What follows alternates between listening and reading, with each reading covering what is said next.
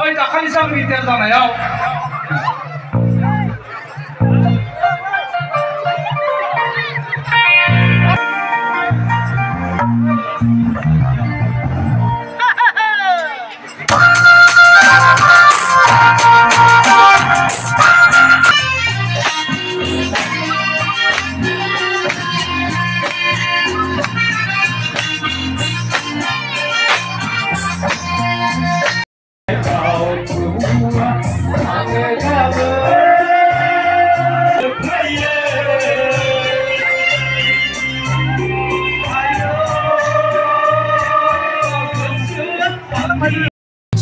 আগৰ বছৰবিলাকক আমি যেনেকুৱাকৈ কৰি আহিছোঁ ঠিক তেনেকুৱাকৈ এইবাৰো এনেকুৱাকৈ লৈছোঁ। প্ৰথম আছিলে আমাৰ পতাকা উত্তোলন, তাৰপিছত আহিলে আমাৰ মাৰ্টিয়াৰ ষ্টম প্ৰে কৰা, তাৰপিছত আছিলে আমাৰ চবৰে চিনাকি চবৰে মৰমৰ যাক মানে ফৈল বসুমতাৰী ঘৰবাৰী আউট পোষ্টত বসুদা বুলি চবে জানে।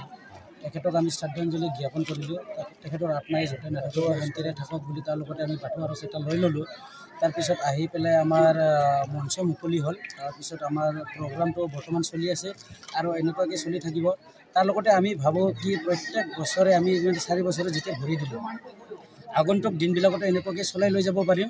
যিটো হ'ল আমাৰ বহাগ বিহু বুলি ক'লে আমি যিটো বৈশাগু বুলি ক'ম, আমাৰ পৰম্পৰাগত আমাৰ আজো ককাৰ দিনৰ পৰাই চলি অহা এইটো পৰম্পৰাটো আমি যিকোনো প্ৰকাৰে ৰাখিব লাগিব। আমাৰ কালচাৰটো যিকোনো প্ৰকাৰে আমি ৰাখিব লাগিব, চেষ্টা কৰিব লাগিব। আমি আশা কৰোঁ আগন্তুক ভৱিষ্যতেও যিকেইটা ফিউচাৰ জেনেৰেশ্যন আহে তেওঁলোকেও যেন আমাৰ এইবিলাক ৰাখি পাৰিব চেষ্টা কৰে আৰু ৰাখি লৈ যায়। আমি যিমানখিনি কৰিছোঁ, আমি কি জানি সিহঁতক অনুপ্ৰেৰণা দিব পৰা নাই। তেওঁলোকে আমাক চাই পেলাই অলপমান অনুপ্ৰেৰণা কৰক, অলপমান শিকি লওক।